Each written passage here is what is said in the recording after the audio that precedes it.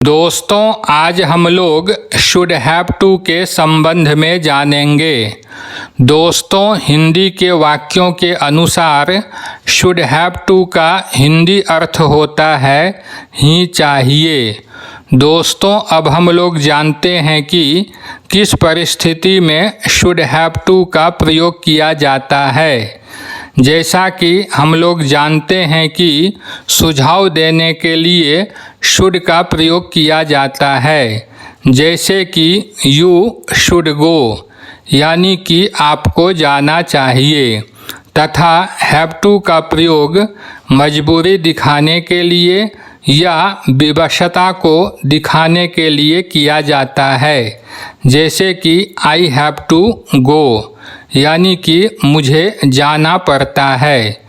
इस तरह से जब सुझाव के अंतर्गत हम मजबूरी दिखाना चाहते हैं या विवशता को दिखाना चाहते हैं तो हमें शुड हैव टू का प्रयोग करना चाहिए। इस प्रकार से हम कह सकते हैं कि बलपूर्वक या फोर्सफुली सुझाव देने के लिए शुड हैव टू का प्रयोग किया जाता है, जैसे कि तुम्हें सुबह उठना ही चाहिए। दोस्तों, यहाँ पर ही चाहिए के लिए शुड हैव टू का प्रयोग किया जाता है। दोस्तों, अंग्रेजी वाक्य में शुड हैव टू का प्रयोग करते हुए जो हिंदी अर्थ हम प्राप्त करते हैं, वहीं सेम हिंदी अर्थ हम तब भी प्राप्त कर सकते हैं जब हम अंग्रेजी वाक्य में शुड हैव टू के स्थान पर मस्ट का प्रयोग करें। दोस्तों, अब हम लोग जानेंगे कि शुड हैव टू का प्रयोग करते हुए जब अंग्रेजी वाक्य बनाए जाते हैं तो उन अंग्रेजी वाक्यों का स्ट्रक्चर कैसा होता है। दोस्तों, स्ट्रक्चर के अंतर्गत सबसे पहले सब्जेक्ट का प्रयोग किया जाता है, उसके बाद शुड हैव टू का प्रयोग होता है तथा उसके बाद V1 का प्रयोग किया जाता है।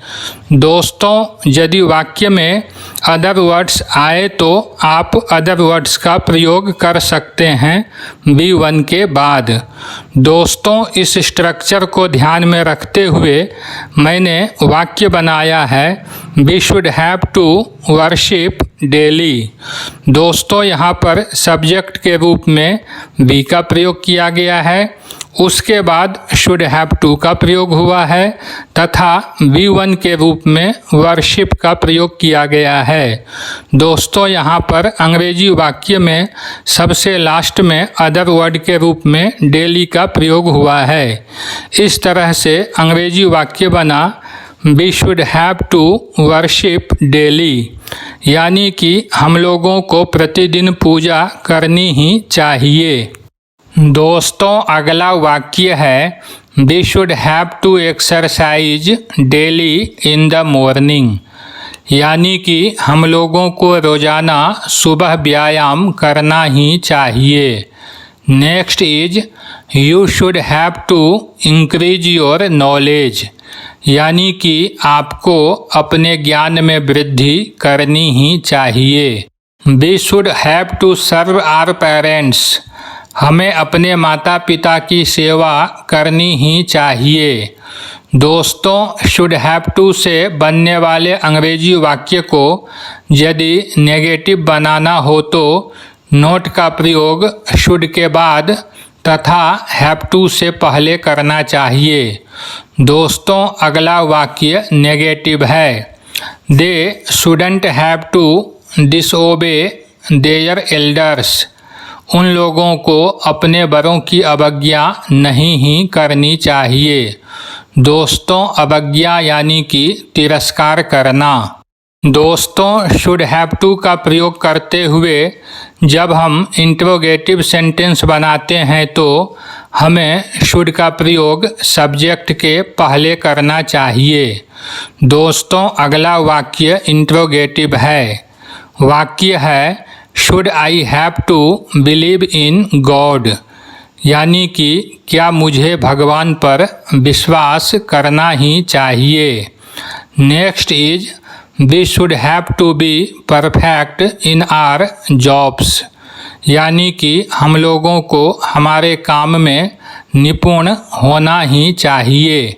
You should have to keep some money with you when you go out, बाहर जाते समय आपको अपने साथ कुछ पैसे रखने ही चाहिए।